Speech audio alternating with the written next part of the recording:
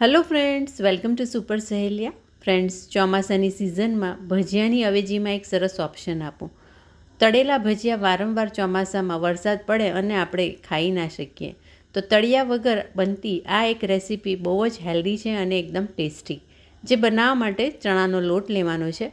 બેસન કે ચણાનો લોટ આ રીતે આપણે લો ફ્લેમે એકદમ સરસ ગુલાબી કલરનું, એટલે કે ઘેરો ગુલાબી કલર થાય ત્યાં સુધી એને શેકવાનું છે. તો પાકવ જેટલું બેસન ઘેરો ગુલાબી કલર થાય ત્યાં સુધી ધીમી આંચે એને હલાવતા જવું અને શેકી લેવું. આખા કિચનમાં સરસ બેસનની સુગંધ આવવા માંડે ત્યાં સુધી એને શેકવાનું છે, ઘેરો ગુલાબી કલર થાય ત્યાં સુધી. તો ફ્રેન્ડ્સ, ચોમાસામાં વરસાદ પડે અને આપણને બટાકાના ભજીયા, દાળવડા બધું યાદ આવે. અને આ એકદમ હેલ્ધી આઇટમ જે છે કે જે ભજીયાને પણ ટક્કર મારે અને તમને સૂપ સાથે જો આ પીરસો તો ખાવાની મજા પડે. પણ જોઈ લો રેસીપી કેવી રીતે બનાવવાની છે અને પરફેક્ટ કેવી રીતે બનાવીશું ટિપ્સ સાથે આ વિડીયો. બેસન મારું સરસ ગુલાબી કલરનું તમે જોયું શેકાઈ ગયું. અને પછી જોઈ શકો છો આ 3 કલરના કેપ્સિકમ મેં લઈ લીધા છે, લાલ, લીલું અને પીળું, સાથે એક ડુંગળી અને બહુ બધા કોથમીર. લાલ અને લીલું કેપ્સિકમ ન મળે તો તમારે જે ગ્રીન કેપ્સિકમ હોય એ તો જનરલી મળી જ જતું હોય, એની ક્વોન્ટિટી થોડી વધારે દેવાની. હવે આપણે આ જે કેપ્સિકમ છે એ અડધું જ યુઝ કરીશું.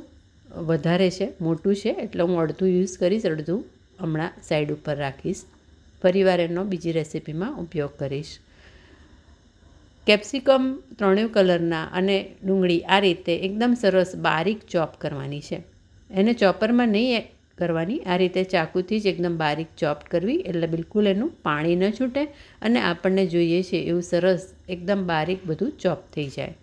તો કોથમીર, 3 કલરના કેપ્સિકમ અને કાંદો બધું સરસ આપણે આ રીતે જ ચોપ કરી લેવાનું છે. જોઈ શકો છો બધું સરસ રીતે ચોપ થઈ ગયું છે. આ રેસીપીમાં તમે ગાજર પણ એડ કરી શકો છો ઈચ્છો તો.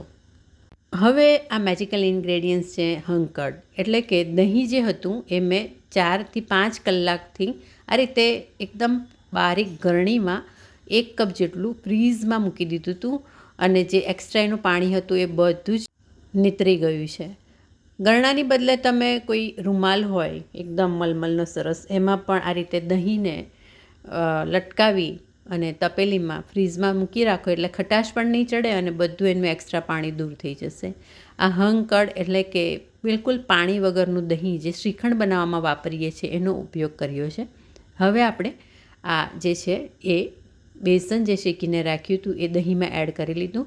તો ફ્રેન્ડ્સ, હવે તમને આઈડિયા આવી જ ગયો હશે, આપણે બનાવી રહ્યા છીએ દહીં કે કબાબ કે દહીં કે છોલે કે વોટ એવર તમે જે નામ આપો તે, પણ ટેસ્ટમાં એકદમ બેસ્ટ. તો જુઓ, બેસન પછી આપણે કાંદો, કેપ્સિકમ 3 કલરના, કોથમીર એ બધું એડ કરી લઈશું. તો ફ્રેન્ડ્સ, રેસીપી એકદમ હેલ્ધી છે. ઇન્ગ્રેડિયન્ટ્સ જોઈને જ તમને ખબર પડી જ ગઈ કે એકદમ ઓક્સિડેટિવ કહેવાય અને colourful, full of fibre, vitamins, minerals અને એકદમ બનાવવાની ઇઝી. બધા જ વેજીટેબલ્સ એડ કરી લીધા છે અને એને હવે સરખી રીતે બધું મિક્સ કરી લેવાનું છે. બધું મિક્સ કર્યા પછી સૌથી પહેલાં આપણે મરીનો પાવડર એડ કરી લઈશું. હું ડાયરેક્ટ જ આ રીતે મરીનું જે પીસવાનું મશીન જે હોય એમાંથી જ ડાયરેક્ટ એડ કરી રહી છું, એટલે એકદમ એનો જે ફ્રેશનેસ સરસ લાગે રેસીપીમાં. આ ઓરેગાનો છે એ થોડો મેં અડધી ચમચી, આ મીઠું છે પિંક સોલ્ટ અહીંયા હું યુઝ કરી રહી છું, જે 1/4 ચમચી જેટલું એડ કર્યું છે. હવે આપણે રેડ ચીલી ફ્લેક્સ એડ કરી લઈશું, એ અડધી ચમચી જેટલા એડ કરવાના છે. જીરુંનો પાવડર શેકીને વાટેલું જીરું અડધી ચમચી જેટલું એડ કરવાનું છે. ચાટ મસાલો 5 ચમચી જેટલો એડ કરવાનો છે. ફ્રેન્ડ્સ, અહીં તમે ઈચ્છો તો લીલું મરચું પણ બારીક સુધારીને એડ કરી શકો છો. ટેસ્ટ પ્રમાણે મસાલા ઓછા વધતા કરી શકાય. બધું હલાવીને મિક્સ કરી દેવાનું છે. હાથેથી હું એને મિક્સ કરીને તમને બતાવું એટલે તમને પ્રોપર આઈડિયા આવે એ કેટલું થીક હોવું જોઈએ. આટલી થિકનેસ એની હોવી જોઈએ તો પ્રોપર ગોળા વળશે.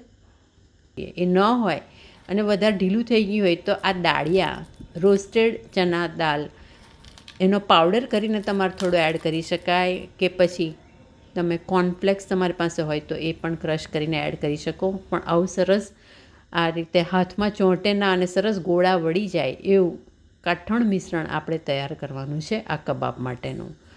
જોઈ શકો છો ફ્રેન્ડ્સ, એક પછી એક હું બધા કબાબ સરસ રાઉન્ડ બનાવી રહી છું. બિલકુલ હાથમાં ચોંટતા નથી. પરફેક્ટ આ તૈયાર થઈ ગયા છે. હવે આપણે એને તળવાના નથી, પણ નોનસ્ટિક ઉપર આછા તેલમાં સરસ ગુલાબી કલરના બેઉ બાજુથી રોસ્ટ કરી લઈશું. તો ફ્રેન્ડ્સ, વધતું જતું ડાયાબિટીસ, કોલેસ્ટ્રોલ, દર 4 વ્યક્તિએ 1 જણને ડાયાબિટીસ, કોલેસ્ટ્રોલ બધું જોવા મળે છે. ત્યારે આપણે આ રીતે હેલ્ધી રેસીપી કે જે તળિયા વગર બનાવીએ તો પણ બહુ સરસ ટેસ્ટી 5 સ્ટાર હોટલમાં મળે એવી જાતે જ બનાવી શકીએ તો શું ખોટું. તો જુઓ, આ રીતે થોડો મેં તવો ગ્રીસ કરી લીધો તેલથી અને મીડિયમ હોટ એ થઈ ગયો. પછી એમાં આ રીતે એક પછી એક કબાબ મૂકી દીધા. થોડા તેલમાં બેઉ બાજુથી એને સરસ ગુલાબી કલરના થઈ જાય, ઘેરા ગુલાબી કલરના, ગોલ્ડન, ત્યાં સુધી એને આ રીતે આપણે પલટાઈને તૈયાર કરવાના છે. તો ફ્રેન્ડ્સ, ઈચ્છો તો તમે થોડુંક તેલ અડધી ચમચી જેટલું મૂકી શકો છો, વધારે ક્રિસ્પી ગમતા હોય તો. પણ ધીમે ધીમે તેલ એડ કરવું, એક સામટું એડ નથી કરવાનું, નહીં તો પાછું એ ડીપ ફ્રાય જ થઈ જશે. આપણો અહીંયા મેઇન પર્પસ એ છે કે આપણે ઓછા તેલમાં અને હેલ્ધી આ રેસીપી બનાવી શકીએ. તો દહીં કે કબાબ તમે આ રીતે ઓછા તેલમાં સરખી રીતે બનાવી શકો છો. જોઈ શકો છો, બહુ જ સરસ ઘેરા ગુલાબી કલરના થઈ ગયા છે. થોડું થોડું તેલ એડ કરી શકીએ આ રીતે વચ્ચે વચ્ચે જરૂર પ્રમાણે. બેઉ બાજુથી સરખી રીતે ગોલ્ડન થયેલા કબાબ આ રીતે સાઈડમાં કરતા જઈશું, જેથી એ ગરમ રહે અને તવીમાં એક પછી એક શેકતા જઈશું. બનતાની સાથે 4-5 ખવાઈ પણ ગયા અને બીજા જે બાકીના જે છે એ હવે થયું કે કંટ્રોલ કરવો પડશે, નહીં તો ઘરમાં બીજાના માટે નહીં રહે, એટલા બધા ટેસ્ટી એ બન્યા છે. ખૂબ જ ઓછા મસાલામાં બનતા આ દહીં કે કબાબ તમે ચોક્કસથી ટ્રાય કરજો. ગ્રીન ચટણી સાથે એને પીરસવાના, ટોમેટો કેચઅપ સાથે પણ ખાઈ શકો છો. રેસીપી સારી લાગી હોય તો ચોક્કસથી ટ્રાય કરજો. ચેનલને હજુ સુધી સબસ્ક્રાઈબ ન કરી હોય તો ચોક્કસથી સબસ્ક્રાઈબ કરજો.